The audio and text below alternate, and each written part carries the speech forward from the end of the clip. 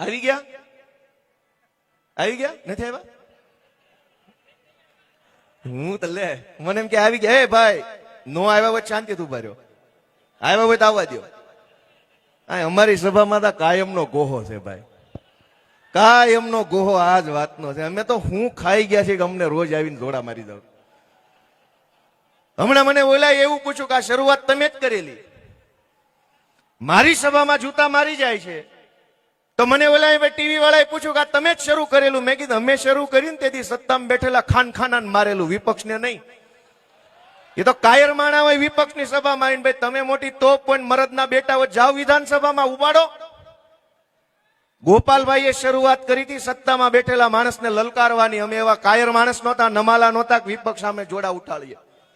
તમારામાં તાકાત હોય જાઓ ને, જાઓ ગાંધીનગર.